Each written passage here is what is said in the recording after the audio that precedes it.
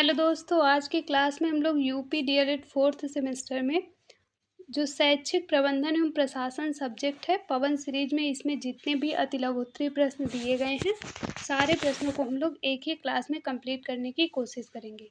जिसने भी चैनल को सब्सक्राइब नहीं किया आप सभी लोग कर लीजिए और पीडीएफ के लिए टेलीग्राम चैनल को ज्वाइन कर लीजिए। आज की क्लास करने से आपको एक फ़ायदा ये मिलेगा कि इससे जो है पूरी सीरीज में जितने भी क्वेश्चन दिए गए हैं सारे क्वेश्चन आप लोग अच्छे तरीके से पढ़ पाएंगे एक ही क्लास से। और दूसरी बात कि जितने भी ये जो वेरी शॉर्ट क्वेश्चन आंसर यानी कि अतिलघुत्तरीय प्रश्न उत्तर हैं ये सारे क्वेश्चन 2016 से 25 तक जितने भी पेपर में क्वेश्चन पूछे गए हैं सारे क्वेश्चन एक ही जगह पर जितने प्रीवियस ईयर पेपर के क्वेश्चन हैं एक ही क्लास में मिल जाएंगे। तो इसीलिए आप लोगों के लिए क्लास काफ़ी इम्पॉर्टेंट है, तो आप लोग अच्छे तरीके से लास्ट तक ज़रूर देखना। देखिए यहाँ पर पहला क्वेश्चन दिया गया है कि संस्थागत नियोजन का शाब्दिक अर्थ बताइए। 2025 का क्वेश्चन है। ये क्वेश्चन सेम इसी तरह का क्वेश्चन कई बार पूछा गया है, तो ये जो डिफिनीसन यहाँ पर लिखी है इसको आप लोग अच्छे तरीके से याद कर लीजिए। तो अगर संस्थागत नियोजन के शाब्दिक अर्थ की बात करें तो इसमें दिया गया है कि संस्थागत नियोजन का अर्थ है संस्था के कार्य को संबंधित व्यक्तियों द्वारा पारस्परिक सहयोग से कुशलतापूर्वक संपन्न कराना। ये संस्थागत नियोजन का शाब्दिक अर्थ है। नेक्स्ट क्वेश्चन है यहाँ पर विद्यालय में बजट के प्रकार लिखिए। ये भी क्वेश्चन 2025 का है। तो इसमें लिख सकते हैं कि विद्यालय में आमतौर पर 3 प्रकार के बजट होते हैं। कौन कौन से? तो स्कूल मास्टर बजट, दूसरा यहाँ पर पूंजी बजट है और तीसरे की बात करें तो विभाग बजट है। यहाँ पर प्रकार पूछे गए, बस आपको 3 प्रकार लिख देना है, डिटेल में नहीं लिखना है क्योंकि केवल 1 नंबर का क्वेश्चन पूछा जाएगा। और अगर आपसे ये क्वेश्चन 2 नंबर में पूछा जाएगा तो इसमें थोड़ा सा समझ लेते हैं कि स्कूल मास्टर बजट और यहाँ पर जो है पूंजी बजट और विभाग बजट क्या है। तो स्कूल मास्टर बजट यहाँ पर दिया गया है कि पूरे विद्यालय का एक समग्र वित्तीय और परिचालन योजना है। जबकि अगर पूंजी बजट की बात करें तो ये जो है लंबी अवधि की परिसंपत्तियों पर खर्च की जो है योजना बनाता है। और जो विभाग बजट है जैसे कि शिक्षा विभाग, खेल विभाग, ये सभी जो हैं विशिष्ट क्षेत्रों की वित्तीय आवश्यकताओं को दर्शाता है, ये जो विभाग बजट है। अगला क्वेश्चन यहाँ पर दिया गया है कि खेल कूद से बच्चों में किन पक्षों का विकास होता है। तो खेल कूद से बच्चों में शारीरिक, संवेगात्मक और राष्ट्रीयता की भावना का विकास होता है। नेक्स्ट क्वेश्चन है विद्यालय वित्तीय प्रबंधन के 2 उद्देश्य लिखिए। तो इसमें पहला लिख सकते हैं कि वित्तीय प्रबंधन द्वारा हम विद्यालय के वित्त के समस्त खर्चे जो हैं जैसे कि वेतन है, रख रखाव है, ये सभी, और इसके अलावा उसको प्राप्त कराने वाले स्रोतों को जान सकते हैं। दूसरा पॉइंट लिख सकते हैं कि उपलब्ध वित्त के उचित समायोजन को भी समझ सकेंगे इसके अकॉर्डिंग। नेक्स्ट क्वेश्चन 2025 का यहाँ पर दिया गया है, काफ़ी इम्पॉर्टेंट है कि लॉग बुक क्या है। ये क्वेश्चन बार बार पूछा जाता है, तो आप लोग यहाँ पर एक बार पढ़ेंगे तो समझ पाएंगे कि लॉग बुक क्या है। इसमें दिया गया है कि लॉग बुक में अधिकारियों द्वारा जो निरीक्षण किए जाते हैं और विद्यालय के कार्य के घंटे जो होते हैं और विद्यालय को प्रभावित करने वाली जो गतिविधियाँ होती हैं इन सभी का उल्लेख लॉग बुक में होता है। नेक्स्ट क्वेश्चन है टीएलएम का पूरा नाम लिखना है। तो इसका नाम इंग्लिश में हो जाएगा टीचिंग लर्निंग मटेरियल और हिंदी में इसे शिक्षण अधिगम सामग्री कहते हैं। नेक्स्ट क्वेश्चन है समय सारणी के 2 प्रमुख लाभ लिखिए। तो इसमें पहला लाभ लिख सकते हैं कि स्कूल के टीचिंग के घंटे, विद्यालय कब प्रारंभ होता है, कब समाप्त होता है और अध्यापक कार्य कब और कितने समय का होता है, ये सभी ज्ञात हो जाता है। किससे ज्ञात होता है? तो समय सारणी से। नेक्स्ट पॉइंट यहाँ पर दिया गया है कि विद्यालय में कितने अध्यापक हैं, उनके विषय विशेषज्ञ के अनुसार उनका समायोजन करते हैं। नेक्स्ट पॉइंट यहाँ पर दिया गया है समय तालिका द्वारा विद्यालय में होने वाली पाठ्यक्रम सहगामी क्रियाओं का भी ज्ञान हो जाता है समय सारणी के माध्यम से। नेक्स्ट क्वेश्चन यहाँ पर पर्यवेक्षण के बारे में दिया गया है। पर्यवेक्षण का उद्देश्य बताइए। तो इसमें लिख सकते हैं कि पर्यवेक्षण का उद्देश्य है विद्यालय में संचालित होने वाली विभिन्न गतिविधियों पर नियंत्रण रखते हुए उसके सुसंचालन में मदद करना। और शिक्षक, छात्र और कर्मचारियों की समस्याओं से परिचित होना और उन समस्याओं का समाधान करना। ये जो है पर्यवेक्षण का उद्देश्य हो जाएगा। नेक्स्ट क्वेश्चन है, राज्य परियोजना कार्यालय कहाँ स्थित है? तो ये जो है लखनऊ में स्थित है। नेक्स्ट क्वेश्चन है, संस्थागत नियोजन का यहाँ पर जो है शाब्दिक अर्थ नहीं पूछा गया है। यहाँ पे ये जो है एक पॉइंट आप लोग नोट कर लीजिए। ये संस्थागत नियोजन जो टॉपिक है या फिर ये जो हेडिंग है ये काफ़ी इम्पॉर्टेंट है। 2025 में सेम क्वेश्चन एक पूछा गया संस्थागत नियोजन से कि संस्थागत नियोजन का शाब्दिक अर्थ बताइए। फर्स्ट नंबर पर ये क्वेश्चन पूछा गया अति लघु उत्तरी में, और अति लघु उत्तरी में दूसरा क्वेश्चन भी जो है संस्थागत नियोजन से ही पूछ लिया गया। इससे पूछा गया एक परिभाषा, तो यहाँ पर परिभाषा पूछी गई है, तो इसमें किसी के अनुसार आपको परिभाषा दिखाना होगा। तो यहाँ पर पवन सीरीज में W.H. बूच के अनुसार परिभाषा दी गई है। तो यहाँ पर देख लीजिए आप लोग कि किसी शिक्षण संस्था द्वारा स्वानुभूत आवश्यकताओं तथा प्राप्त साधनों या उन साधनों जिनके प्राप्त होने की संभावना होने के आधार पर उनके विकास के लिए बनाया गया कार्यक्रम उस संस्था की योजना कहलाता है। ये काफ़ी इम्पॉर्टेंट है। संस्थागत नियोजन का शाब्दिक अर्थ भी पूछा जाता है और संस्थागत नियोजन की एक डिफिनीशन भी पूछी जाती है, और ये दोनों क्वेश्चन 2025 के पेपर में पूछे गए थे। नेक्स्ट क्वेश्चन है, विद्यालय प्रबंधन के 2 सोपान लिखिए। तो इसे पहला लिख सकते हैं शिक्षा के विकास का लक्ष्य, दूसरा नियोजन के कार्यक्रम, तीसरा कार्यक्रमों की व्यवस्था, तीसरा जो है प्रबंधन के कार्यों का आकलन करना। नेक्स्ट क्वेश्चन मीना मंच से संबंधित है कि मीना मंच से आप क्या समझते हैं। तो इसमें आप लिख सकते हैं कि सरकार ने मीना मंच योजना का संचालन बालिकाओं को शिक्षा के प्रति हो जाएगा। इसमें अगर मीना मंच की बात करें तो सरकार ने मीना मंच योजना का संचालन बालिकाओं को शिक्षा के प्रति जागरूक करने के लिए किया जाता है।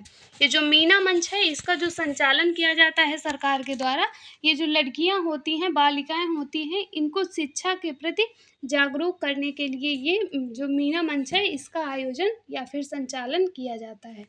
नेक्स्ट क्वेश्चन है, यहाँ पर फुल फॉर्म पूछा गया है, NPRC का पूरा नाम लिखिए। तो इसका पूरा नाम हो जाएगा न्याय पंचायत संसाधन केंद्र। नेक्स्ट क्वेश्चन है यहाँ पर कि मनोविज्ञानशाला उत्तर प्रदेश के 2 कार्य लिखिए।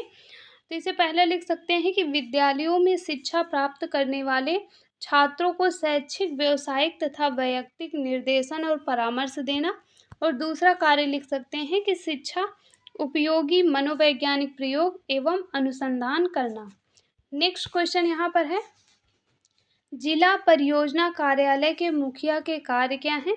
तो इसमें लिख सकते हैं कि शैक्षिक योजनाओं का क्रियान्वयन, दूसरा शिक्षकों का प्रशिक्षण, तीसरा विद्यालयों की मॉनिटरिंग और निरीक्षण, फोर्थ पॉइंट हो जाएगा वित्तीय प्रबंधन, नेक्स्ट हो जाएगा सर्वेक्षण और डाटा एकत्र करना, नेक्स्ट पॉइंट है बालिका शिक्षा और समावेशी शिक्षा को बढ़ावा देना। समावेशी शिक्षा के बारे में आप लोग जानते ही हैं, पिछले सेमेस्टर में आप सभी ने पढ़ा है।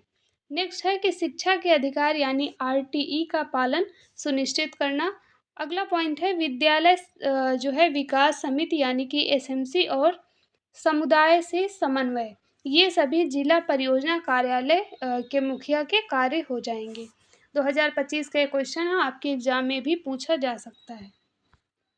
नेक्स्ट क्वेश्चन है, समुदाय का अर्थ लिखिए। क्वेश्चन 2022 में और 2020 में 2 बार पूछा जा चुका है। समुदाय का अर्थ यहाँ पर पूछा गया है। तो इसमें अगर समुदाय के अर्थ की बात करें तो ये जो है अंग्रेजी में कम्युनिटी इसे कहते हैं, समुदाय को इंग्लिश में कम्युनिटी कहते हैं। ये 2 शब्दों से मिलकर बना है। कौन कौन से शब्द, तो पहला हो जाएगा COM कॉम, जिसे एक साथ यानी कि टुगेदर बोलते हैं। दूसरा हो जाएगा म्यूनिस, जिसका अर्थ होता है सेवा करना यानी कि टू सर्व। आगे दिया गया है इस प्रकार कम्युनिटी का अर्थ है एक साथ सेवा करना। यहाँ पे एक जो है मनोवैज्ञानिक, इन्होंने जिनका नाम है बोगार्ट्स, इन्होंने समुदाय की परिभाषा जो है देते हुए कहा है कि समुदाय एक ऐसा सामाजिक समूह है जिसमें कुछ मात्रा में हम की भावना होती है और वह एक क्षेत्र विशेष में रहता है। नेक्स्ट क्वेश्चन है, राष्ट्रीय शिक्षक शिक्षा परिषद अधिनियम कब बना? तो ये दिसंबर 1993 में बना था। अगला क्वेश्चन है, ग्राम शिक्षा समिति का अध्यक्ष कौन होता है? तो ग्राम सभा का प्रधान जो है ग्राम शिक्षा समिति का अध्यक्ष होता है। देखिए यहाँ पे आपको परेशान नहीं होना है कि 2025 के क्वेश्चन हो चुके हैं, उसके बाद 2023 के क्वेश्चन इसमें नहीं है, 22 के आ गए हैं।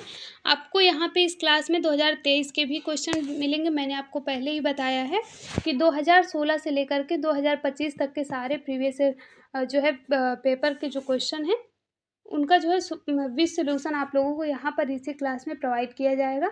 तो उसके लिए आप लोग बिल्कुल निश्चिंत रहिए। बट ये है कि इस सीरीज में एक तरफ से क्वेश्चन नहीं दिए गए हैं, तो जैसे दिए गए हम लोग एक तरफ से पूरा डिस्कस करेंगे।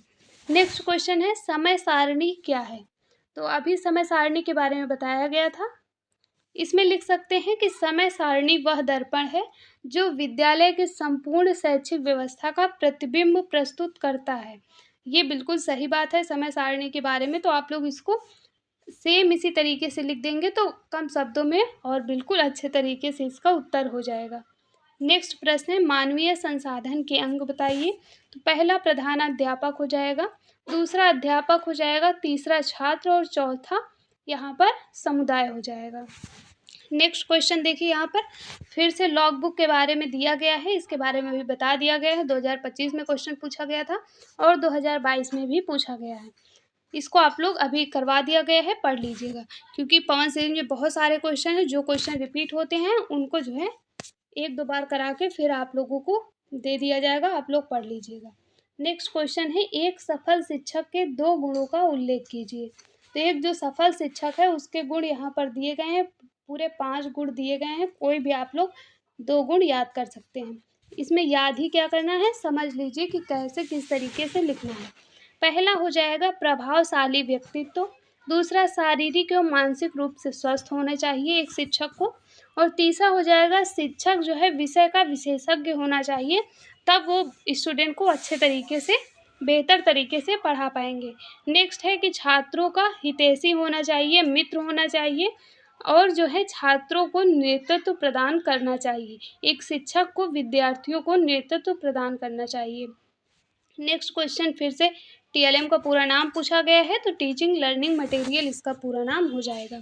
डीएलएड में ये खास बात होती है कि प्रीवियस ईयर पेपर जो क्वेश्चन होते हैं बहुत रिपीट होते हैं। तो आप लोग 2025 का और 22 का ही पेपर देखें, इसमें जैसे कि टीएलएम है, लॉग बुक है, ये सारे क्वेश्चन बार बार रिपीट होते हैं। संस्थागत नियोजन तो एक ही ईयर में 2 क्वेश्चन पूछे गए। नेक्स्ट क्वेश्चन, विद्यालय प्रबंधन से आप क्या समझते हैं? क्वेश्चन 2022 और 21 2 बार पूछा गया है। तो यहाँ पर ये जो परिभाषा दी गई है ये जेम्स लुंडे के अनुसार दी गई है। परिभाषा क्या है कि विद्यालय प्रबंधन मुख्य रूप से किसी विशिष्ट उद्देश्य के लिए प्रयासों को नियोजित, समन्वित, अभिप्रेरित एवं नियंत्रित करने की कला है। नेक्स्ट क्वेश्चन यहाँ पर दिया गया है पर्यवेक्षण के बारे में कि पर्यवेक्षण की एक परिभाषा लिखिए। इस परिभाषा को आप लोग याद कर लीजिए। अगर आप लोगों से पूछा जाएगा पर्यवेक्षण की परिभाषा लिखिए, तो उसमें अगर आप लोग किसी के अनुसार लिख देंगे तो उसमें कम शब्दों में बेहतरीन उत्तर हो जाता है। तो इसमें एडम्स और डिकी के अनुसार दी गई है परिभाषा कि पर्यवेक्षण संस्थाओं के सुधार के लिए एक नियोजित कार्यक्रम है। ये छोटी सी परिभाषा है, सिंपल तरीके से आप लोग याद कर सकते हैं। नेक्स्ट क्वेश्चन है, राज्य परियोजना कार्यालय कहाँ पर स्थित है? लखनऊ में स्थित है। और अगर राज्य विज्ञान संस्थान की बात करें तो ये प्रयागराज में स्थित है। नेक्स्ट क्वेश्चन यहाँ पर दिया गया है कि विद्यालय प्रबंध समिति में सदस्यों की संख्या कितनी होती है? तो कुल 15 होती है। अगला क्वेश्चन है, 2 प्राकृतिक आपदाओं के नाम लिखना है यहाँ पर। तो पहला भूकंप हो जाएगा, दूसरा बाढ़, ज्वालामुखी, भूस्खलन, ये सभी प्राकृतिक आपदाओं के नाम हो जाएंगे। नेक्स्ट क्वेश्चन है यहाँ पर, सूचना एवं अभिलेखों का विद्यालय प्रबंधन में स्थान बताइए। तो इसमें लिख सकते हैं कि सूचना एवं अभिलेखों का विद्यालय प्रबंधन में महत्वपूर्ण स्थान होता है। प्राप्त सूचनाओं में लिखित रूप से रखना अभिलेख कहलाता है। जो सूचनाएं प्राप्त होती हैं यहाँ पर को हो जाएगा में के स्थान पर प्राप्त सूचनाओं को लिखित रूप में रखना अभिलेख कहलाता है। अभिलेखों द्वारा संबंधित व्यक्तियों को विभिन्न प्रकार की सूचनाएं दी जाती हैं। अतः सूचना एवं अभिलेख एक दूसरे के पूरक होते हैं।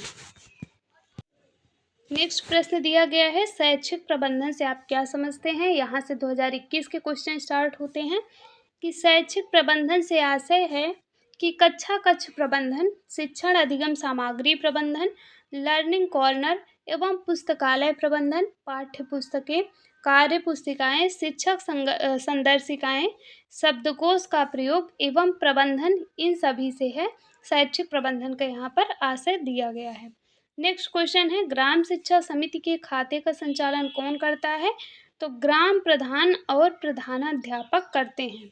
नेक्स्ट क्वेश्चन है यहाँ पर, राष्ट्रीय स्तर पर प्रारंभिक शिक्षा के 3 संगठनात्मक, यहाँ पर दिया गया है 3 संगठनात्मक संस्था और कार्य करने वाले अभिकरण के नाम लिखना है। तो इसमें आप लोग पहला तो NCERT लिख सकते हैं, जिसका पूरा नाम दिया गया है राष्ट्रीय शैक्षिक अनुसंधान एवं प्रशिक्षण परिषद। दूसरा NCTE का दिया गया है राष्ट्रीय अध्यापक शिक्षा परिषद यानी कि NCTE। और तीसरा IGNOU के बारे में दिया गया है, जिसका पूरा नाम होता है इंदिरा गांधी राष्ट्रीय मुक्त विश्वविद्यालय। नेक्स्ट क्वेश्चन, NPRC समन्वयक जो होता है, इसके कार्य पूछे गए हैं। क्वेश्चन यहाँ पर दिया गया है कि NPRC समन्वयक के कार्यों को बताइए। तो इसमें आप लोग लिख सकते हैं पहला पॉइंट कि विद्यालय भ्रमण एवं शैक्षिक अनुसमर्थन। दूसरा, विद्यालय का श्रेणीकरण, जैसे कि जिसका आधार जो विद्यालय का श्रेणीकरण होगा उसका आधार यहाँ पर बताया गया है। भौतिक वातावरण, शिक्षक एवं शिक्षण विधि तथा मूल्यांकन, ये सभी जो है आधार होते हैं विद्यालय के श्रेणीकरण के। और तीसरा पॉइंट है बैठकों एवं गोष्ठियों का आयोजन। फोर्थ पॉइंट है प्रतियोगिताओं का आयोजन। नेक्स्ट क्वेश्चन यहाँ पर TET यानी कि ये जो आप लोग यूपी टेट का एग्ज़ाम देते हैं, तो यहाँ पर TET के बारे में पूछा गया है कि TET क्या होता है। तो यहाँ पर दिया गया है कि निःशुल्क एवं अनिवार्य बाल शिक्षा अधिकार अधिनियम 2009 की धारा 2N में दिए गए विद्यालयों में अध्यापक के रूप में नियुक्ति के लिए यहाँ पर पात्र होने हेतु एक आवश्यक योग्यता यह है कि उसे जो है शिक्षक पात्रता परीक्षा या फिर TET में उत्तीर्ण होना चाहिए, जिसका आयोजन NCTE द्वारा बनाए गए मार्गदर्शी सिद्धांतों के अनुसार समुचित सरकार द्वारा किया जाता है। इस समय तो जो DLED के स्टूडेंट हैं वो टेट जो एग्ज़ाम है उसके बारे में इस समय अभी तक बहुत स्टूडेंट पढ़ने लगे थे, लेकिन जब से PNP का नोटिस आया है कि एग्ज़ाम अप्रैल के लास्ट वीक में होगा, सभी स्टूडेंट DLED एग्ज़ाम की तैयारी सेकंड फोर्थ वाले स्टूडेंट करने लगे हैं। वो अभी टेट के बारे में भूल गए हैं और ये सही भी है। अगर एग्ज़ाम हो जाता है तो इससे एक फ़ायदा ये होगा कि जिन भी स्टूडेंट का DLED चल रहा है वो अपना एग्ज़ाम दे करके फ्री हो जाएंगे, तो उधर 1-2 महीने 1 मंथ तो अच्छे तरीके मई और जून 2 मंथ अच्छे तरीके से वो पढ़ करके एग्ज़ाम दे पाएंगे। नहीं तो अगर ये एग्ज़ाम उधर जुलाई में जाता तो फिर दोनों एग्ज़ाम DLED और यूपी टेट साथ में पढ़ता तो उसमें फिर प्रॉब्लम होती। बाकी जब तक PNP एग्ज़ाम करा ना ले इसके बारे में कुछ भी नहीं कह सकते कि एग्ज़ाम नोटिस आ गया है, अप्रैल में होगा भी नहीं होगा इसके बारे में आगे पता चलेगा, लेकिन आप लोग अपनी पढ़ाई को अच्छे तरीके से करते रहिए। नेक्स्ट क्वेश्चन फिर से समय सारणी के बारे में पूछा गया है कि समय सारणी की परिभाषा लिखिए। ये क्वेश्चन 2020 का है। तो इसमें लिख सकते हैं कि विद्यालय समय चक्र का वह दर्पण है जो विद्यालय के संपूर्ण शैक्षिक व्यवस्था का प्रतिबिंब प्रस्तुत करता है। नेक्स्ट क्वेश्चन यहाँ पर है, शैक्षिक भ्रमण के 2 महत्व बताइए। तो पहला हो जाएगा, शैक्षिक भ्रमण से बच्चों में सामाजिकता का गुण विकसित किया जाता है। दूसरा, सूक्ष्म अवलोकन और निरीक्षण शक्ति का भी विकास होता है। नेक्स्ट पॉइंट है यहाँ पर कि विद्यालय के हृदय किसे कहा जाता है। तो विद्यालय का हृदय समय तालिका को कहा जाता है, यानी कि समय सारणी। तो इसी से आप लोग समझ सकते हैं कि विद्यालय में समय सारणी का कितना अधिक महत्व है और कितना जो है अध्यापन के लिए कितना ये जरूरी है। नेक्स्ट पॉइंट है, विद्यालय संगठन का क्या उद्देश्य है। तो इसमें लिख सकते हैं कि शिक्षा का संचालन, छात्रों का विकास, चरित्र का निर्माण, व्यावसायिक क्षमताओं का विकास, सामाजिक परिवर्तनों का प्रबंध और अंतर्राष्ट्रीय सद्भावना तथा मानव मूल्यों का विकास, ये सभी विद्यालय संगठन के उद्देश्य हो जाएंगे। नेक्स्ट क्वेश्चन देखिए, यहाँ पर फिर से संस्थागत नियोजन के बारे में पूछा गया है और सेम डेफिनेशन डब्ल्यू एच बूच के अनुसार दी गई है, तो इसको अभी पीछे पढ़ा दिया गया है। ये क्वेश्चन 2019 का है। नेक्स्ट क्वेश्चन संस्थागत नियोजन का अर्थ पूछा गया है। ये इतना ज़्यादा इम्पॉर्टेंट है, यहीं से आप लोग देख लीजिए, 2025 में पहला क्वेश्चन पूछा गया था और यहाँ पर 2020 में और 2021 में भी पूछा जा चुका है। संस्थागत नियोजन का अर्थ, तो इसमें वही लिख सकते हैं कि पूर्व निश्चित लक्ष्यों की प्राप्ति के लिए तथा भविष्य में किए जाने वाले कार्यों के लिए योजना निर्माण की प्रक्रिया ही नियोजन है। यहाँ पर केवल नियोजन के बारे में दिया गया है, लेकिन संस्थागत नियोजन की बात की जा रही है, तो इसमें आप लोग जो पहला क्वेश्चन कराया था वहाँ पे जो आंसर दिया गया था, आप लोग वो उत्तर लिखेंगे तो ज़्यादा बेहतर रहेगा। उसमें आंसर दिया गया था कि संस्थागत नियोजन का अर्थ है संस्था के कार्य को संबंधित व्यक्तियों द्वारा पारस्परिक सहयोग से कुशलता पूर्वक संपन्न कराना। ये संस्थागत नियोजन का शाब्दिक अर्थ बिल्कुल सही तरीके से हो जाएगा। बाकी यहाँ पे ये जो दिया गया है ये नियोजन के बारे में केवल दिया गया है, तो ये सब देख करके आप लोगों को अच्छे तरीके से, जैसे मान लीजिए संस्थागत नियोजन का अर्थ, ये क्वेश्चन बार बार पूछा जाता है, तो इसका एक आंसर आप लोग कहीं पर नोट कर लीजिए। जैसे कि अभी मैंने बताया है, जो सबसे पहला क्वेश्चन कराया था इस क्लास में, वो उत्तर इसका बिल्कुल सही आंसर है, तो उसको नोट कर लीजिए। फिर ये क्वेश्चन चाहे जहाँ पूछा जाए तो वहाँ पे आप लोग डायरेक्ट वो उत्तर लिख देंगे, तो उस तरीके से आपको याद भी रहेगा और बार बार डिफिनीसन चेंज करने पर आपको ज़रा भी कन्फ्यूजन नहीं होना है, क्योंकि बार बार अगर आंसर चेंज होगा तो उसमें आप लोग कन्फ्यूज हो जाएंगे और एक सही उत्तर नहीं लिख पाएंगे।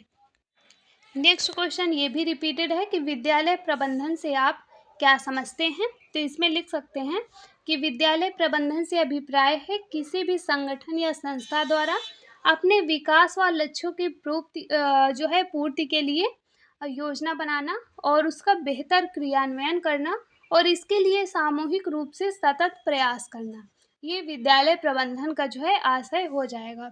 नेक्स्ट क्वेश्चन, विद्यालय प्रबंधन का मुख्य दायित्व किसका होता है, तो विद्यालय प्रबंधन का मुख्य दायित्व प्रधानाचार्य का होता है। नेक्स्ट क्वेश्चन है, विद्यालय प्रबंधन की दो विशेषताएं लिखिए। यहाँ पर विद्यालय प्रबंधन से जितने भी क्वेश्चन पूछे जा सकते हैं सारे एक ही स्थान पर दे दिए गए हैं। तो विद्यालय प्रबंधन की विशेषता में लिख सकते हैं विद्यालय प्रबंधन में लचीलापन हो।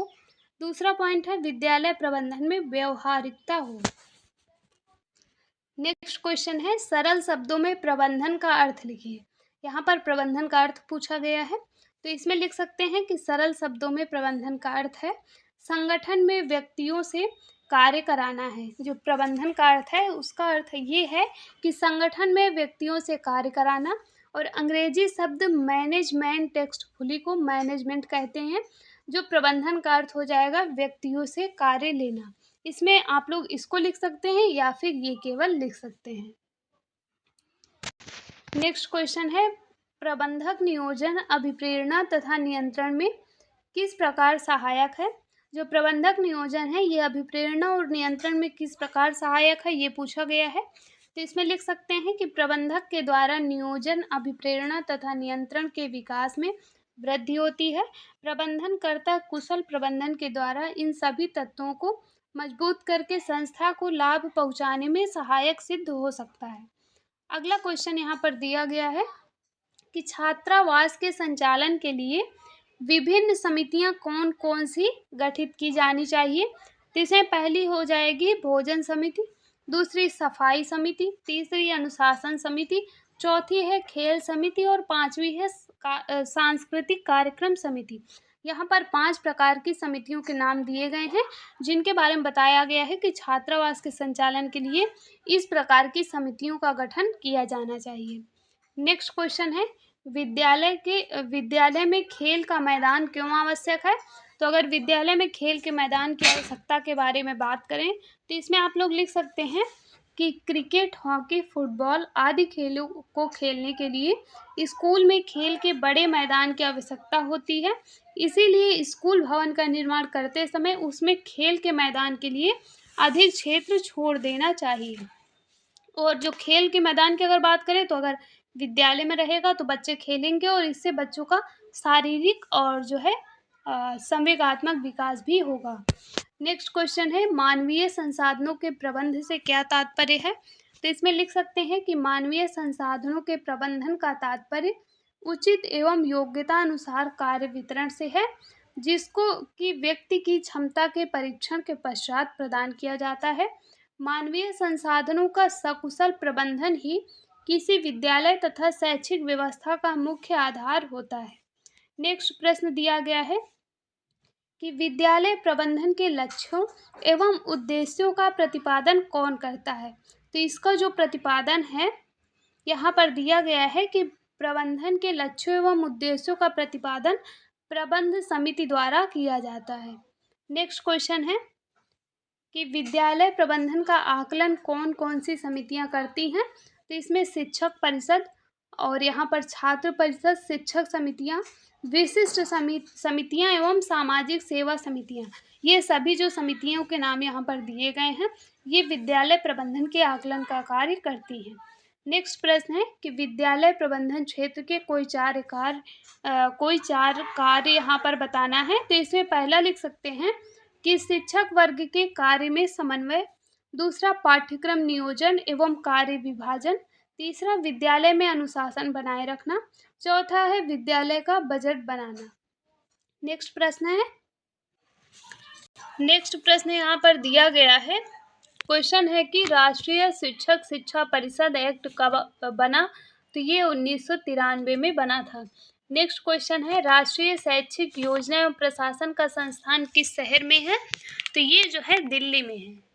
अगला प्रश्न है, मातृ शिक्षक संघ की स्थापना क्यों की गई? तो इसमें लिखा गया है कि शैक्षिक एवं सामाजिक लाभ की सूचनाओं को महिलाओं तक पहुंचाने के लिए मातृ शिक्षक संघ की स्थापना की गई है।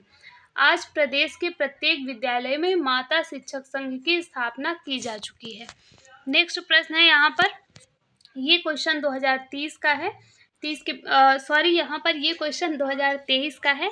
2023 के पेपर में पूछा गया था ये विद्यालय के बजट के प्रकार। उसके पहले एक क्वेश्चन और दिया गया है कि अभिभावक, यहाँ पर आप लोग अभिभावक करेक्ट कर लीजिएगा। अभिभावक शिक्षक संघ में सदस्यों की कुल संख्या कितनी होती है? तो सदस्यों की कुल संख्या जो है 20 होती है, 20। और ये जो क्वेश्चन 2023 में पूछा गया था कि विद्यालय में बजट के प्रकार बताइए, तो इसके बारे में पीछे बता दिया गया है, फिर भी यहाँ पर देख लेते हैं कि विद्यालय में वित्तीय प्रबंधन हेतु राज्य सरकार से अनुदान जो है प्रत्येक विद्यालय को प्राप्त होता है। यह अनुदान यहाँ पर जिला विद्यालय निरीक्षक या बेसिक शिक्षा अधिकारी द्वारा प्रत्येक विद्यालय को प्राप्त होता है। आप लोग यहाँ पर एक काम कीजिएगा, ये क्वेश्चन जो है प्रीवियस ईयर पेपर में सेम यही क्वेश्चन 2025 में पूछा गया था। इसके बारे में पीछे मैंने करा दिया है।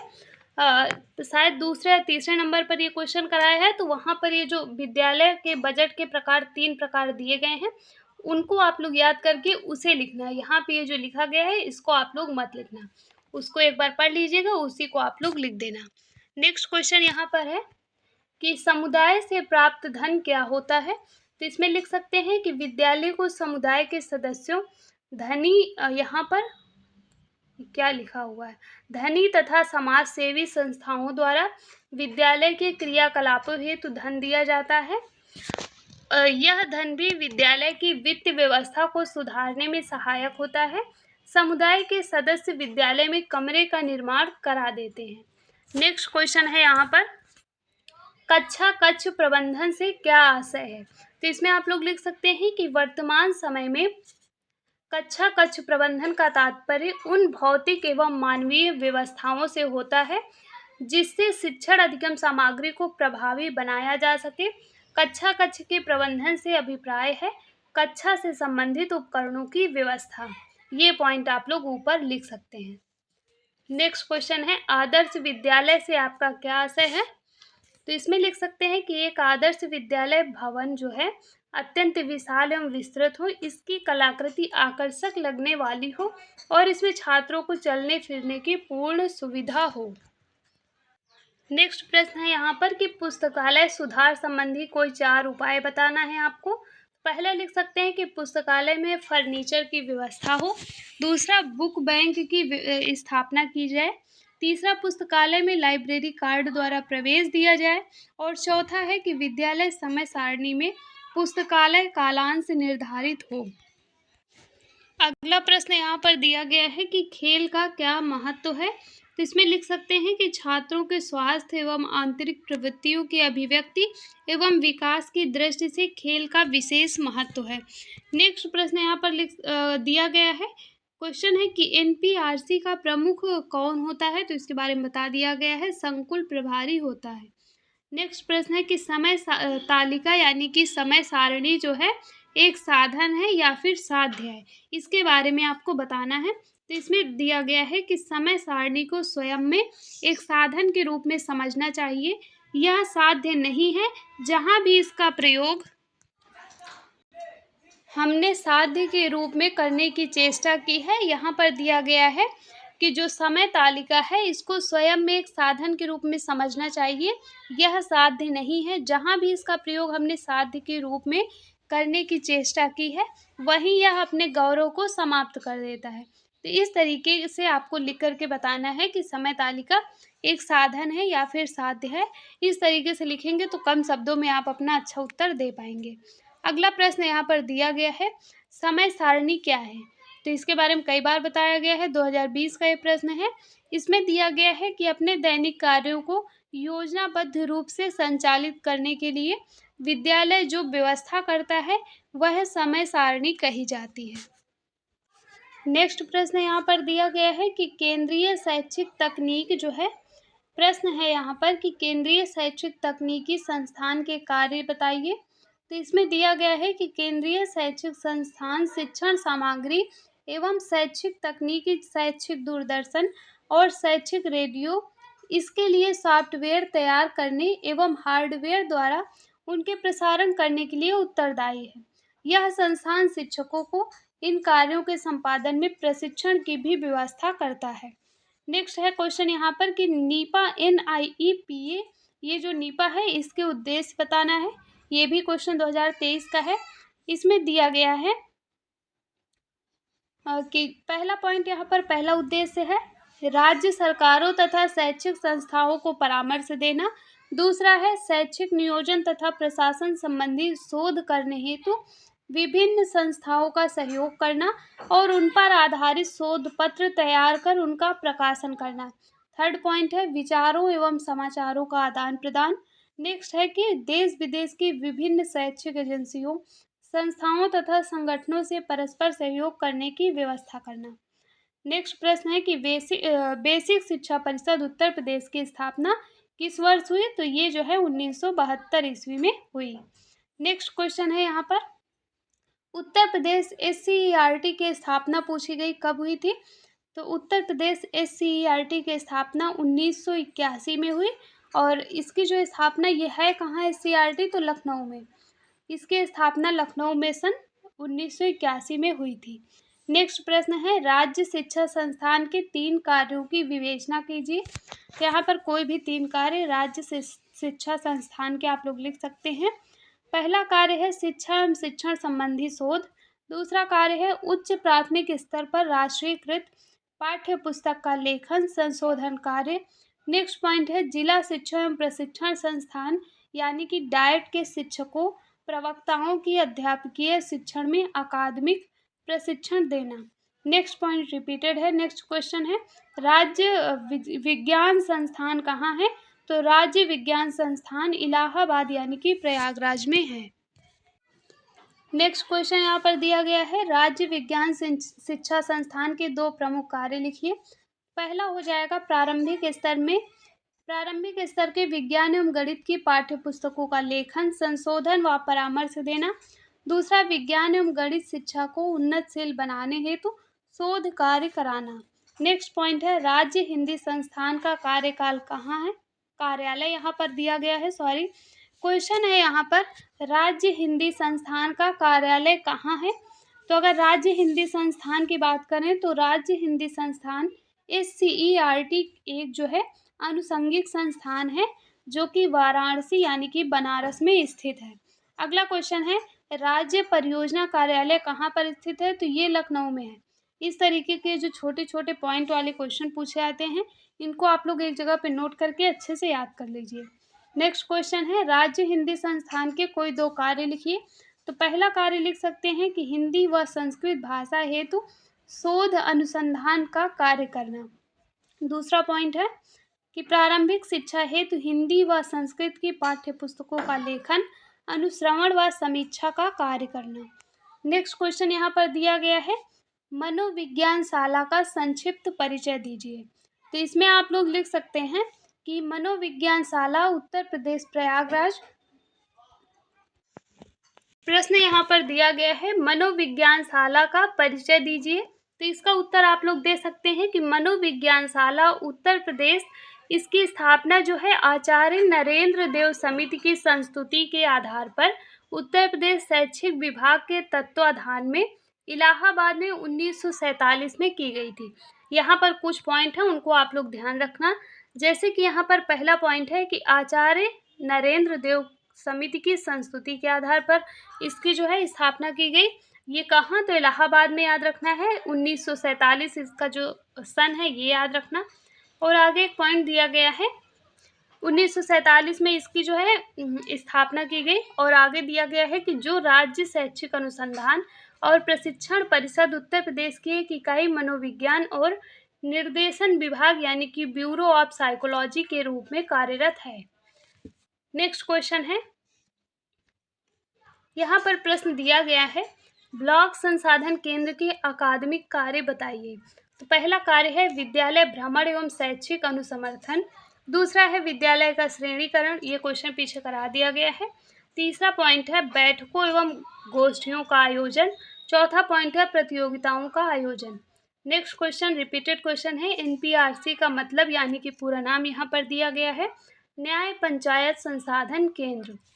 नेक्स्ट क्वेश्चन है, अध्यापक शिक्षा महाविद्यालय यानी कि सीटीई के कोई दो उद्देश्य बताना है। तो यहाँ पर पहला दिया गया है कि माध्यमिक स्तर के अध्यापकों हेतु सेवा पूर्व प्रशिक्षण की व्यवस्था करना, और दूसरा है नवाचार संबंधी प्रशिक्षण। नेक्स्ट क्वेश्चन है, सीमेंट का पूर्ण रूप क्या है। यहाँ पर पूरा नाम पूछा गया है, तो इसमें लिख सकते हैं राज्य शैक्षिक प्रबंधन एवं प्रशिक्षण संस्थान, ये इसका पूरा नाम हो जाएगा। नेक्स्ट क्वेश्चन है, राजकीय शारीरिक शिक्षा प्रशिक्षण महाविद्यालय कहाँ स्थित है। तो ये जो है शारीरिक प्रशिक्षकों को तैयार करने के लिए इलाहाबाद और रामपुर में शिक्षा प्रशिक्षण महाविद्यालय कार्यरत हैं। नेक्स्ट क्वेश्चन यहाँ पर से फिर से प्रीवियस ईयर क्वेश्चन स्टार्ट हो जाते हैं। यहाँ से 2016 के क्वेश्चन दिए गए हैं।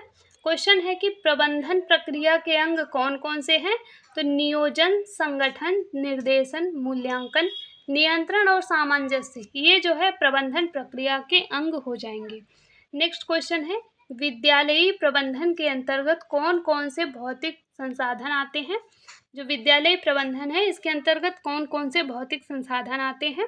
तो इसमें मुख्य अध्यापक का कक्ष, स्कूल कार्यालय, कक्षाएं, स्टाफ रूम, ड्राइंग रूम, भूगोल कक्ष, विज्ञान कक्ष, शौचालय, खेल का मैदान, पुस्तकालय और छात्रावास, ये सभी भौतिक संसाधन के अंतर्गत आ जाएंगे।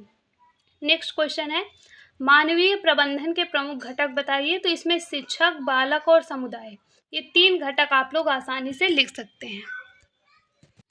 अगला प्रश्न यहाँ पर पूछा गया है, लर्निंग कॉर्नर से आप क्या समझते हैं। मोस्ट इम्पॉर्टेंट क्वेश्चन है ये प्रश्न जो है। यहाँ पर जो आप लोग देख सकते हैं 2023 में, 2020 में और 2016 में सेम यही क्वेश्चन पूछा गया है।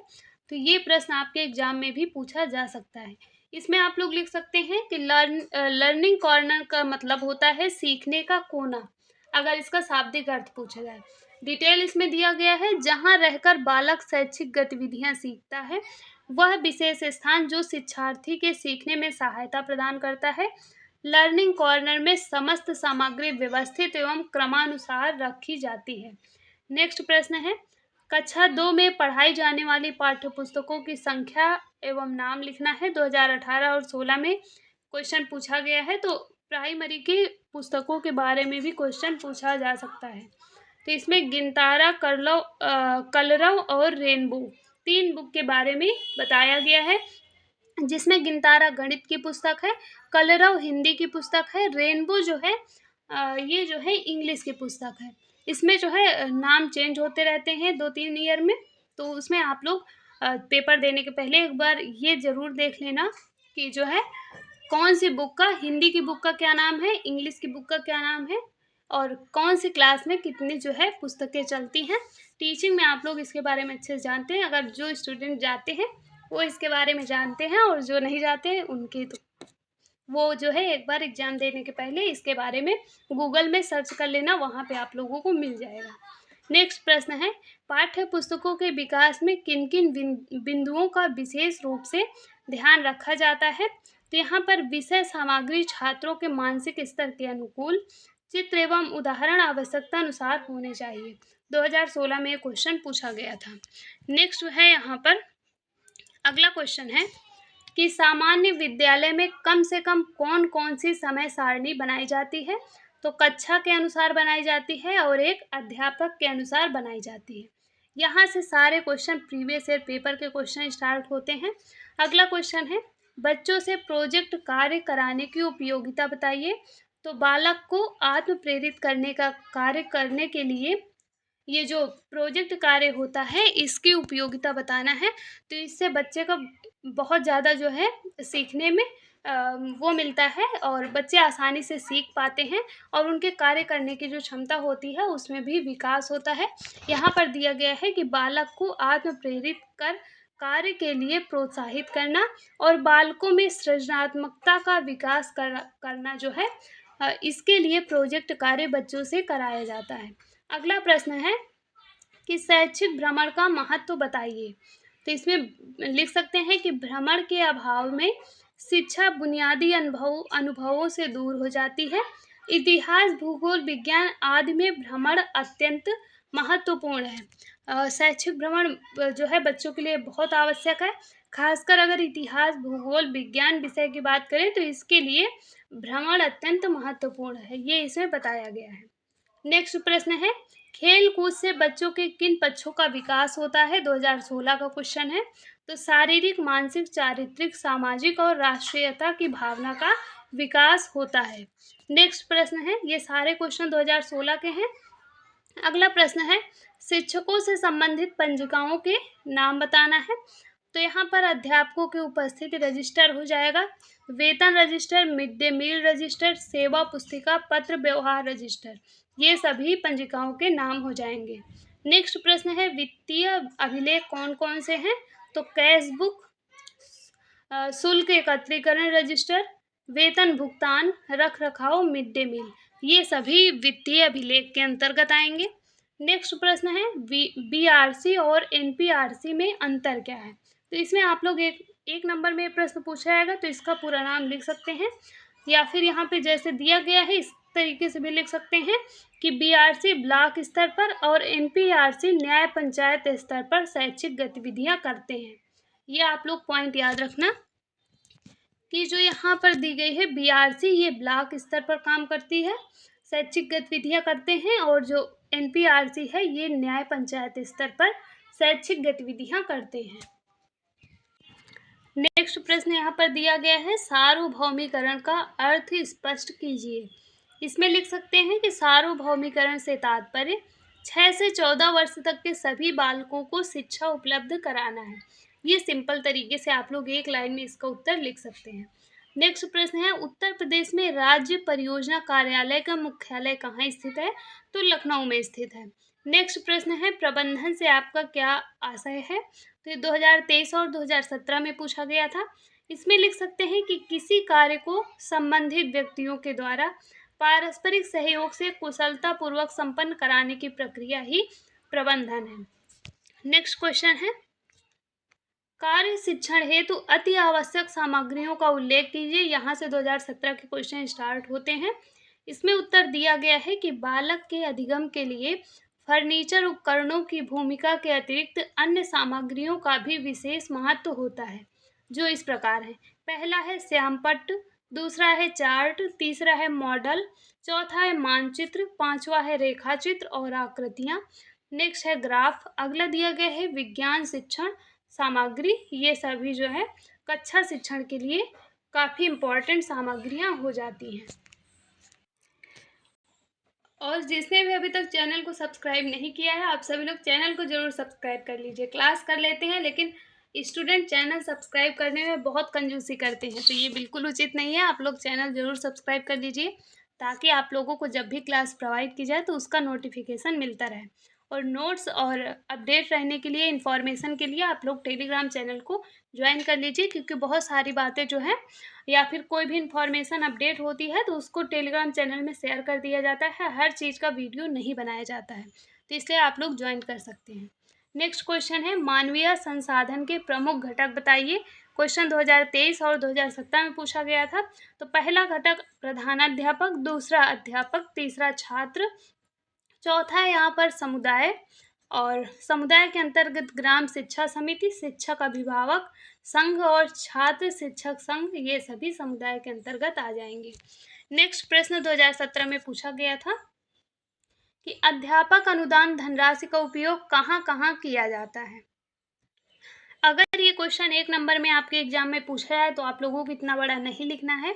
अगर 2 नंबर में पूछा जाएगा तो आप लोग इतना लिख सकते हैं, लेकिन अगर 1 नंबर में सेम क्वेश्चन पूछा जाए तो इतना लिखने के लिए आपके पास टाइम नहीं रहेगा। 2 से 3 पॉइंट में सारे जो 2 से 3 नंबर में सारे पॉइंट आप लोगों को ऐड करके 2-3 पॉइंट बनाकर आपको लिख देना है। जैसे कि यहाँ पर फर्स्ट पॉइंट में दिया गया है विद्यालय के उपकरणों की मरम्मत हेतु। दूसरा है बच्चों के बैठने हेतु फर्नीचर, दरी, चटाई आदि खरीदने में। तीसरा आवश्यक स्टेशनरी क्रय करने में। और यहाँ पर नेक्स्ट पॉइंट है पुस्तकालय हेतु किताबें, समाचार पत्र, ब्लैक बोर्ड, चौक, डस्टर, जिला, प्रदेश, देश के नक्शे, ग्लोब, दीवार घड़ी, ये सब खरीदने के लिए। नेक्स्ट पॉइंट है विद्यालय की सफाई हेतु आवश्यक सामग्री, जैसे कि झाड़ू है, कूड़ादान है, कीटनाशक आदि वस्तुएं खरीदने के लिए। नेक्स्ट क्वेश्चन है पाठ्य पुस्तकों की क्या विशेषताएं होनी चाहिए। तो पहला तो पॉइंट लिख सकते हैं कि चित्र रंगीन होने चाहिए, आकर्षक होने चाहिए। दूसरा है पाठ्य वस्तु सुस्पष्ट बोलचाल की भाषा में हो और बच्चों को अपने आप सीखने के अवसर हों। जैसे कि इस समय पर आप लोग पुस्तकें जो छोटे बच्चों के अगर देखेंगे तो उसमें इस पॉइंट पर बहुत बल दिया जाता है कि बच्चों को अपने आप सीखने के अवसर उनको प्रदान किए जाते हैं। नेक्स्ट पॉइंट है बच्चों को अपने सीखे ज्ञान का स्वमूल्यांकन के अवसर दिए जाते हैं। और जो है पाठ्य पुस्तक बच्चों के स्तर के अनुकूल और रोचक हो। पाठ्य पुस्तक के निर्माण के समय इन सभी बातों का जरूर ध्यान रखना चाहिए। तो अगर आप लोगों से पाठ्य पुस्तक के निर्माण के समय ध्यान रखने योग्य बातें पूछी जाए तब भी आप ये लिख सकते हैं। और यहाँ पर पाठ्य पुस्तक की विशेषताएं पूछी गई हैं तो उसमें तो आप लोग ये सभी पॉइंट लिख सकते हैं। नेक्स्ट क्वेश्चन है समेकित शिक्षा किसे कहते हैं। 2023 और 2017 का क्वेश्चन है।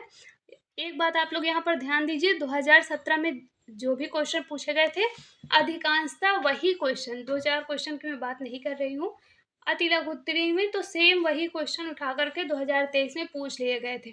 इसीलिए आप लोगों को ये बात ज़रूर ध्यान देना है कि आप लोग कुछ पढ़ें या फिर ना पढ़ें, बट एग्ज़ाम से पहले 6 से 7 ईयर के आप लोगों को प्रीवियस ईयर पेपर को अच्छे से सॉल्व करके ही एग्ज़ाम देना है। अभी आप लोगों के लिए आप लोगों के पास जो है एग्ज़ाम के लिए बहुत समय है, कम से कम 1 मंथ तो है ही। डीएलएड एग्ज़ाम के लिए 1 मंथ काफ़ी इनफ होता है, तो आप लोग 1 मंथ में जो भी आपको पढ़ना है पढ़ लीजिए। बट आप लोग जो है जो भी सब्जेक्ट आपका वीक है उसमें आप लोग क्लासेस वगैरह कर सकते हैं, लेकिन सभी सब्जेक्ट के लिए आप लोग प्रीवियस ईयर पेपर 6 ईयर का तो कम से कम सॉल्व करना ही है। जितना ज़्यादा कर सकते हैं बहुत अच्छी बात है, लेकिन 6 ईयर का ज़रूर कर लीजिएगा। सारे क्वेश्चन बार बार रिपीट होते हैं। नेक्स्ट क्वेश्चन है यहाँ पर प्राथमिक विद्यालयों के संदर्भ में डाइट मेंटर सेंटर के कार्यों को बताइए। तो यहाँ पर ये क्वेश्चन 2021 में और 2017 में पूछा गया था। यहाँ पे डाइट मेंटर कौन कौन होते हैं ये भी क्वेश्चन पूछा जा सकता है।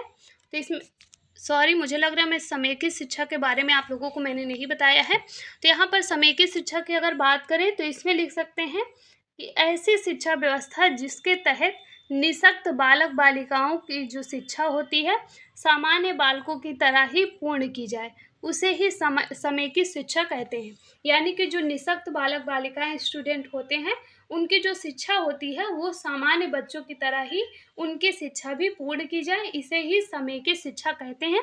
इस एक तरीके से अगर देखा जाए तो समावेशी शिक्षा आपने पढ़ा है, तो वो जो है समय की शिक्षा ही हो सकती है। उसी के अंतर्गत, क्योंकि उसमें भी सभी बच्चों को एक साथ पढ़ाने की बात की जाती है और इसमें भी वही बताया गया है। नेक्स्ट क्वेश्चन यहाँ पर डाइट मेंटर की जो है डाइट मेंटर से रिलेटेड है। डाइट मेंटर कौन होते हैं? तो इसमें आप लोग लिख सकते हैं कि कक्षा कक्ष में स्वयं पढ़ाकर सीधे सहायक और मार्गदर्शक बनकर शिक्षण संबंधी कठिनाइयों का निस्तारण करते हैं। फर्स्ट पॉइंट यहाँ पर है कि विद्यालय भ्रमण द्वारा अनुभूत कठिनाइयों का संकलन एवं उनका विश्लेषण करते हैं, तत्पश्चात इनके समाधान हेतु उपाय करते हैं। नेक्स्ट पॉइंट है स्थानीय परिवेश में उपलब्ध सामग्री और अपने किट की सामग्री का उपयोग करते हुए आदर्श पाठ प्रस्तुत करते हैं।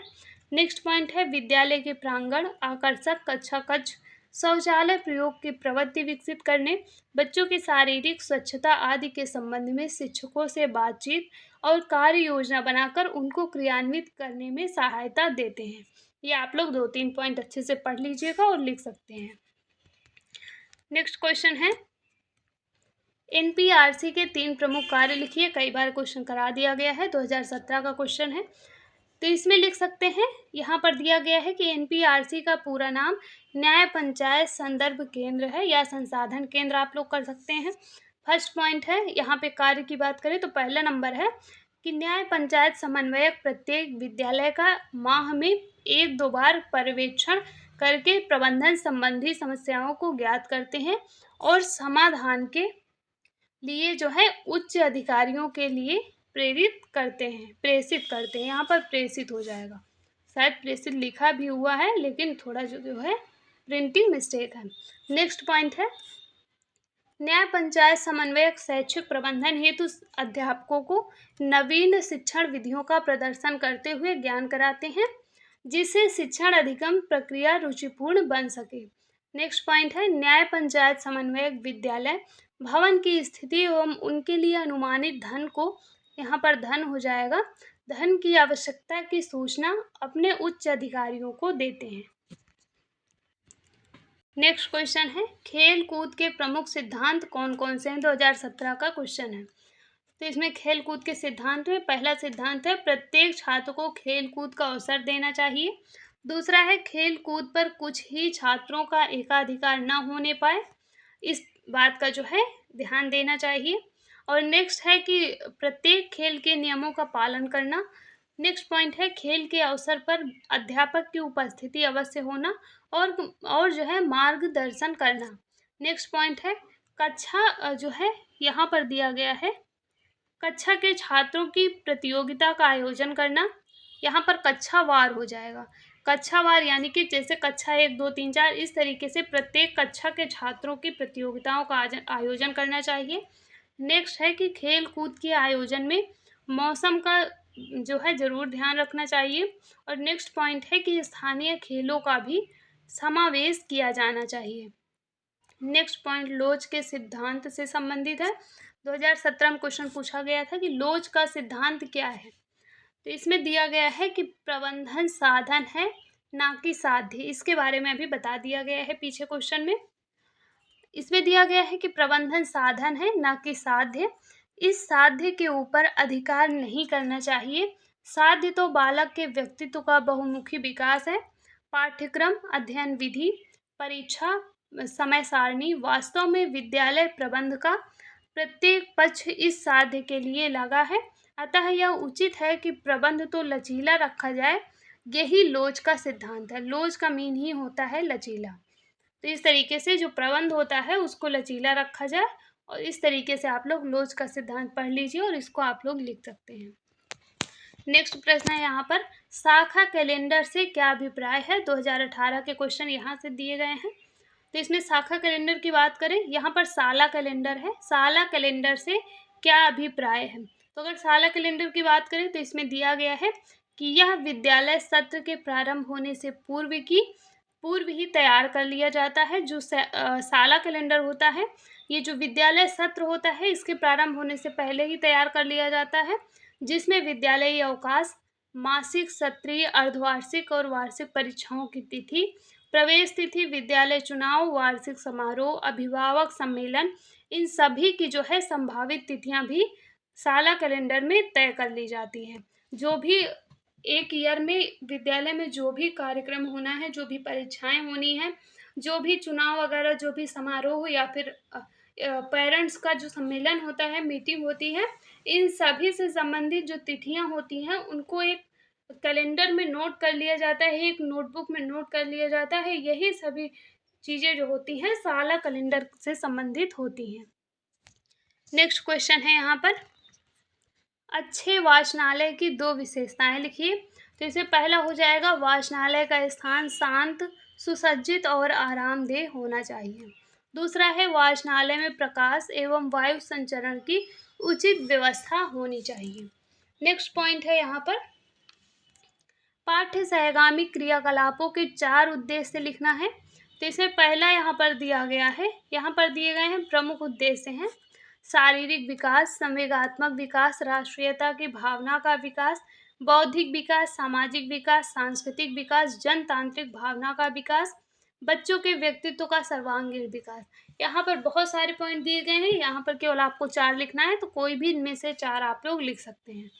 नेक्स्ट प्रश्न है, प्रबंधन के प्रमुख घटकों का नाम उल्लेख कीजिए। 2018 का क्वेश्चन है। तो इसमें प्रबंधन के प्रमुख घटक में पहला है शिक्षा के विकास का लक्ष्य, दूसरा नियोजन के कार्यक्रम, तीसरा है कार्यक्रमों की व्यवस्था करना, चौथा प्रबंधन के कार्यों का आकलन करना। ये सारे क्वेश्चन रिपीटेड क्वेश्चन है। नेक्स्ट है, शिक्षक संदर्शिका के कोई 2 लाभ लिखिए। तो इसमें पहला है, शिक्षक संदर्शिका में पाठ्य पुस्तक के प्रत्येक पृष्ठ की पाठ्य सामग्री को सम्मिलित किया गया है, इससे पढ़ाने में आसानी होती है। और दूसरा पॉइंट, क्योंकि 2 पॉइंट पूछे गए थे, दूसरा है, प्रत्येक पाठ को अंत में आपके लिए स्पेस बॉक्स दिया है जिसमें अध्यापक स्वयं नवीन विधियां लिखते हैं। प्रारंभ में सामान्य जानकारी शीर्षक के अंतर्गत विस्तार से शिक्षण युक्तियां, प्रयोग में अपनाई जाने वाली सावधानियां एवं स्वयं करके सीखने का अवसर मिलता है। नेक्स्ट प्रश्न यहाँ पर दिया गया है, जिला शिक्षण प्रशिक्षण संस्थान की स्थापना का मुख्य उद्देश्य लिखना है। तो इसमें लिख सकते हैं कि इनकी स्थापना, यानी कि यहाँ पर डाइट की स्थापना के मुख्य उद्देश्य की बात की गई है। तो इसमें लिख सकते हैं कि इनकी स्थापना का उद्देश्य संपूर्ण राष्ट्र के लिए एक समान शिक्षा की संकल्पना है। राष्ट्रीय शिक्षा नीति का मानना है कि शिक्षा एक समान ढांचा हो तथा सभी के लिए शिक्षा और प्रगति के समान अवसर उपलब्ध हो और उपलब्धि स्तर में समानता लाने के लिए न्यूनतम अधिगम स्तर का समावेश हो। नेक्स्ट प्रश्न है, सफल नेतृत्वकर्ता के 2 प्रमुख गुण लिखिए। तो इसमें लिख सकते हैं कि नेतृत्वकर्ता के प्रमुख गुणों में प्रथम दिया गया है कि कार्यकर्ताओं के साथ एक रूपता की भावना, और यहाँ पर आगे दिया गया है कि नेतृत्व के लिए यह आवश्यक है कि वह किन व्यक्तियों के साथ काम कर रहा है और उनमें समरूपता स्थापित करे। और दूसरा पॉइंट दिया गया है कि समूह के सदस्यों की संतुष्टि, नेता जिस भी समूह के सदस्यों का नेतृत्व कर रहा है वह जितने संतुष्ट होंगे उतना ही उसका जो है सफल नेतृत्व होगा। नेक्स्ट प्रश्न यहाँ पर दिया गया है, विद्यालय परिसर में पर्यावरण संरक्षण हेतु आप क्या कर सकते हैं। इस तरीके का क्वेश्चन आपको अपने अकॉर्डिंग ही लिखना होगा, बट आप लोग एक बार देख लीजिए तो आप लोगों को लिखने में आसानी होगी। पहला पॉइंट लिख सकते हैं कि विद्यालय भवन और इसके आसपास वृक्ष लगाने चाहिए। दूसरा लिख सकते हैं कि विद्यालय के मैदान हेतु चिकनी व पानी सोखने वाली मिट्टी का प्रयोग किया जाए। तीसरा है कि विद्यालय भवन के उद्यान में सामयिक फूल लगाने चाहिए व उद्यान के चारों ओर कांटे वाले तार जो है अवश्य लगाने चाहिए। नेक्स्ट पॉइंट है, दीवारों तथा मुख्य भवन पर सफेदी की हुई हो। और अगला पॉइंट है कि मुख्य मार्ग के दोनों ओर ईंटों की पंक्तियां हों जो सफेद रंग से पुती हुई हों। नेक्स्ट पॉइंट यहाँ पर दिया गया है कि प्रार्थना स्थल पर बच्चों के व्यक्तित्व विकास हेतु आयोजित की जाने वाली 2 क्रियाओं का उल्लेख करना है, जिनमें से पहले में लिखा गया है कि बच्चों की साफ सफाई की जांच और स्वस्थ आदतों के विकास हेतु प्रेरणा प्रदान करना। दूसरा है, किसी महापुरुष द्वारा धर्म ग्रंथ में वर्णित सद्वाक्य का वाचन और उसका अनुसरण करने की प्रेरणा। और लास्ट दिया गया है कि उस दिन के प्रमुख समाचार का वाचन अवश्य होना चाहिए। नेक्स्ट पॉइंट यहाँ पर दिया गया है, किन्हीं 2 शिक्षण उपकरणों और शिक्षण में उनकी महत्ता का उल्लेख कीजिए। कोई भी 2 शिक्षण उपकरण के बारे में बताना है और उनका महत्व क्या है उसके बारे में आपको यहाँ पर बताना है। तो सबसे पहले शैक्षिक उपकरण के बारे में जानेंगे। तो यहाँ पर कई सारे उपकरण हैं, जैसे श्यामपट्ट, चार्ट, मॉडल, मानचित्र, रेखाचित्र और आकृतियाँ तथा ग्राफ। ये सभी यहाँ पर शैक्षिक उपकरण हैं। आगे अगर हम इनकी महत्ता की बात करें तो यहाँ पर दिया गया है कि शिक्षण अधिगम सामग्री यानी कि TLM जो होता है, इसकी सहायता से ज्ञान अधिक स्थायी होता है और बालकों की इसमें रुचि बनी रहती है। श्यामपट्ट का प्रयोग मुख्य बिंदु को लिखकर समझाया जाता है। गणित तथा विज्ञान की कक्षा बगैर ब्लैक बोर्ड के संभव नहीं है। नेक्स्ट है कि दूरदर्शन पर बालक देखकर सुनकर उचित प्रकार से ज्ञान ग्रहण कर सकता है। तो यहाँ पर आप लोगों से सबसे पहले क्वेश्चन है, किन्हीं 2 शिक्षण उपकरण, तो श्यामपट्ट लिख सकते हैं और दूसरा जैसे कि चार्ट, मानचित्र कोई भी लिख सकते हैं। तो यहाँ पर श्यामपट्ट की तो महत्ता अच्छे से बता दी गई है कि गणित और विज्ञान की कक्षा बगैर श्यामपट्ट यानी कि ब्लैक बोर्ड के संभव नहीं है। और दूसरा यहाँ पर जो महत्ता बताई गई है दूरदर्शन की, कि दूरदर्शन पर बालक देखकर सुनकर उचित प्रकार से ज्ञान ग्रहण कर सकता है और दूरदर्शन के माध्यम से सीखा गया जो ज्ञान होता है तो वो अधिक स्थायी होता है। अगला प्रश्न यहाँ पर दिया गया है कि NCTE का पूरा नाम लिखिए। तो राष्ट्रीय अध्यापक शिक्षा परिषद इसका पूरा नाम हो जाएगा। अगर इंग्लिश की बात करें तो national council of teacher education इसका फुल फॉर्म हो जाएगा। नेक्स्ट प्रश्न यहाँ पर दिया गया है, क्वेश्चन पूछा गया है कि विद्यालय के संबंध रखने वाले प्रमुख मानवीय संसाधनों के नाम लिखिए। ये क्वेश्चन 2021 में पूछा गया था और इससे रिलेटेड एक क्वेश्चन 2019 में जो पूछा गया था कि मानवीय संसाधनों से आपका क्या आशय है। और इस तरीके से क्वेश्चन पूछा जाता है तो इसका आंसर आप लोग लिख सकते हैं कि किसी भी संस्थान अथवा विद्यालय में मानवीय संसाधन का प्रबंधन उस विद्यालय के प्रधानाध्यापक, शिक्षक, छात्र और कर्मचारियों को ध्यान में रखकर ही किया जाता है, क्योंकि किसी भी विद्यालय को सुचारू रूप से चलाने के लिए इन सभी की महत्वपूर्ण भूमिका होती है। विद्यालयों में मानवीय संसाधन प्रबंधन के प्रमुख अंश और घटक निम्नलिखित हैं, जिनमें से पहला प्रधानाध्यापक, दूसरा अध्यापक, तीसरा छात्र, चौथा समुदाय।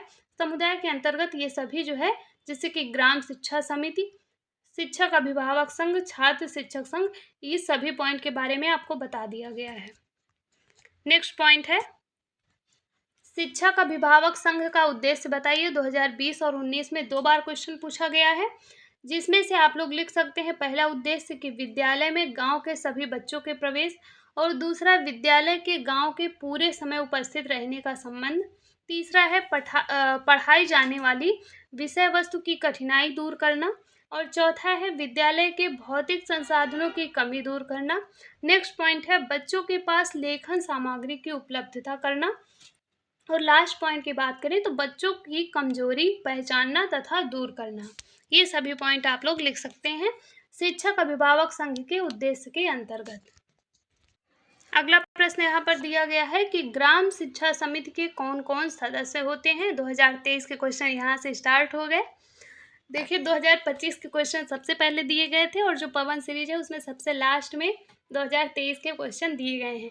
तो इससे आप लोग समझ सकते हैं कि क्लास जो है अब एंड होने वाली है, थोड़ी सी आप और बची हुई है, तो आप लोग अच्छे तरीके से पढ़ते रहिए, बिल्कुल भी परेशान मत होइए। इसको मैं 2-3 पार्ट में आप लोगों को प्रोवाइड कर देती, लेकिन उससे जो है मेरे पास इतना समय नहीं है कि मैं जो है डेली आप लोगों को क्लास प्रोवाइड करूँ और आपके पास भी इतना समय नहीं है, क्योंकि एग्ज़ाम के बारे में थोड़ा बहुत चर्चाएं चल रही हैं। चर्चा क्या, PNP से नोटिस भी आ गई है कि अप्रैल लास्ट वीक में एग्ज़ाम होना है। तो इस तरीके से आप लोग भी एकदम हड़बड़ाए हुए हैं, क्योंकि अभी तक पढ़ नहीं रहे थे। आप सब सोच रहे हैं कि कितना जो है ये भी तैयार कर लूँ, वो भी तैयार कर लूँ। तो इसी वजह से आपको जो है एक ही क्लास में सारे ऑब्जेक्टिव क्वेश्चन प्रोवाइड किए गए हैं, सभी सब्जेक्ट के। उसी तरीके से वेरी शॉर्ट क्वेश्चन आंसर मैंने पहले पेपर 1 के जो है आरंभिक स्तर पर भाषा, उसके total very short question answer 4 class में आप लोगों को प्रोवाइड किया। लेकिन फिर मुझे लगा कि ये सारे क्वेश्चन एक ही क्लास में अगर प्रोवाइड किए जाएंगे तो बच्चों को आसानी होगी और वो लोग जो है एग्ज़ाम से पहले भी आसानी से रिवाइज कर पाएंगे और उनको क्लास ढूंढने में भी कोई दिक्कत नहीं होगी। तो इसके उत्तर में आप लोग लिख सकते हैं ग्राम शिक्षा समिति के सदस्य की बात की गई है, तो पहला तो हो जाएगा ग्राम सभा का प्रधान अध्यक्ष। दूसरा अगर बात करें तो इसमें बेसिक विद्यालयों के छात्रों के 3 संरक्षक या अभिभावक जिनमें एक महिला होगी, और यह उप निरीक्षक द्वारा मनोनीत किए जाते हैं। नेक्स्ट पॉइंट लिख सकते हैं, बेसिक विद्यालय का प्रधान अध्यापक एक से अधिक विद्यालय होने पर वरिष्ठतम प्रधान अध्यापक इस समिति का जो है सदस्य सचिव होता है। नेक्स्ट क्वेश्चन है यहाँ पर, पाठ्य सहगामी क्रियाओं के उद्देश्य बताइए। तो पहला उद्देश्य हो जाएगा बच्चों के नामांकन में वृद्धि, विद्यालय में ठहराव को कम करना। दूसरा हो जाएगा बच्चों को शारीरिक रूप से स्वस्थ बनाना और मानसिक रूप से जागरूक होना। नेक्स्ट पॉइंट है, इन क्रियाओं के माध्यम से बच्चों में सहयोग, सहानुभूति, त्याग, सदाचार ये सभी का विकास करना, और इन क्रियाओं से बच्चों में सामाजिक भावना, सामाजिक आचार विचार और समाज सेवा जैसे गुणों का विकास होता है। नेक्स्ट पॉइंट है, एनसीईआरटी का पूरा नाम पूछा गया है, तो इंग्लिश में नाम दिया गया है full form national council of educational research and training. Hindi में अगर इसके नाम की बात करें तो राष्ट्रीय शैक्षिक अनुसंधान एवं प्रशिक्षण परिषद। आप लोग या तो हिंदी में लिखिएगा या फिर इंग्लिश में लिखिएगा, कोई भी एक में आप लोग लिख देंगे, आप लोगों को पूरा नंबर मिल जाएगा। नेक्स्ट क्वेश्चन यहाँ पर दिया गया है, किन्हीं 4 प्राकृतिक आपदाओं के नाम लिखिए। तो इसके बारे में आप लोग बहुत आसानी से लिख सकते हैं, कोई भी 4 प्राकृतिक आपदाओं के नाम लिख दीजिए, जैसे कि भूस्खलन, भूकंप, बाढ़, सूखा, बादल का फटना, चक्रवाती तूफान, सुनामी, ये सभी प्राकृतिक आपदाओं के आप लोग नाम लिख सकते हैं। नेक्स्ट प्रश्न है, भारत में सूचना का अधिकार अधिनियम किस वर्ष से प्रभावी हुआ। ये सारे क्वेश्चन 2023 के प्रीवियस ईयर पेपर में पूछे गए हैं, तो आप लोग इनको अच्छे से पढ़ लीजिएगा। तो इसमें भारत में सूचना का अधिकार अधिनियम 2005 से प्रभावी हुआ। नेक्स्ट क्वेश्चन है, डायट मेंटर कौन होते हैं। तो डायट मेंटर कक्षा कक्ष में स्वयं पढ़ाकर सीधे सहायक और मार्गदर्शक बनकर शिक्षण संबंधी कठिनाइयों का निस्तारण करते हैं। इसके बारे में जो स्टूडेंट जो भी प्रशिक्षु डायट से डीएलएड कर रहे हैं वो इसके बारे में बहुत अच्छे से जानते हैं। चलिए आज की क्लास का लास्ट क्वेश्चन एक है, इसको बस डिस्कस करते हैं, उसके बाद क्लास को एंड करते हैं। ये भी क्वेश्चन 2023 से पूछा गया था कि प्रारंभिक शिक्षा के क्षेत्र में कौन राष्ट्र स्तरीय अभिकरण है। तो इसमें देखते हैं कि प्रारंभिक शिक्षा के क्षेत्र में राष्ट्र स्तरीय अभिकरण में पहला हो जाएगा एनसीईआरटी, जिसका पूरा नाम है राष्ट्रीय शैक्षिक अनुसंधान एवं प्रशिक्षण परिषद। दूसरा है एनसीटीई, जिसका पूरा नाम है राष्ट्रीय अध्यापक शिक्षा परिषद। तीसरा है एनआईईपीए यानी कि नीपा, इसका पूरा नाम है राष्ट्रीय शैक्षिक प्रबंधन एवं प्रशासन संस्थान। नेक्स्ट है इग्नू, जिसका पूरा नाम है इंदिरा गांधी राष्ट्रीय मुक्त विश्वविद्यालय। और चौथा यहाँ पे 5वां है एनआईओएस, इसका नाम है राष्ट्रीय मुक्त विद्यालयी शिक्षा संस्थान। यहाँ पे ये केवल एक क्वेश्चन पूछा गया था, लेकिन यहाँ से बहुत सारे क्वेश्चन तैयार हो जाते हैं। यहाँ से आप लोगों से एनसीईआरटी, एनसीटीई, इग्नू, इन सभी का जो है फुल फॉर्म पूछा जा सकता है, तो इसको आप लोग अच्छे से तैयार कर लीजिएगा। तो यहाँ पे जो है पवन सीरीज में पेपर 2 यानी कि शैक्षिक प्रबंधन एवं प्रशासन में जितने भी प्रश्न दिए गए थे सारे क्वेश्चन एक ही क्लास में फाइनली कंप्लीट हो गए हैं। तो अगर मैंने क्लास को रिकॉर्ड करके एक ही क्लास में आप लोगों को प्रोवाइड किया है, तो आप लोगों से भी एक रिक्वेस्ट है कि इस क्लास को अच्छे से देख लीजिएगा। अगर आप लोग इस क्लास को अच्छे से देख करके 2-3 बार रिवाइज कर लेंगे तो ये ज़रूर मैं कहूँगी कि जो पेपर 2 में 15 क्वेश्चन अति लघु उत्तरी में पूछे जाएंगे, वहाँ से 1-2 की मैं बात नहीं करती, बाकी 12 से 13 या फिर 14 क्वेश्चन, 13 क्वेश्चन तो आप लोगों को 13 प्लस क्वेश्चन यहाँ से मिल जाएंगे। बाकी 1-2 क्वेश्चन जो सिलेबस से बाहर आते हैं उनकी गारंटी कोई नहीं लेता है। तो आप लोग अच्छे तरीके से पढ़ते रहिए, और कोई भी डाउट हो तो आप लोग कमेंट कर सकते हैं। और हाँ, चैनल को सभी लोग जाते जाते सब्सक्राइब जरूर कर दीजिएगा। अगर डाउट हो तो कमेंट कीजिएगा। टेलीग्राम चैनल पीडीएफ के लिए ज्वाइन कर लीजिए। मिलते हैं किसी नेक्स्ट सब्जेक्ट की क्लास में, जिसमें जो है उसके भी सारे क्वेश्चन एक ही क्लास में प्रोवाइड किए जाएंगे, और आप लोग अच्छे तरीके से पढ़ते रहिए। Thank you.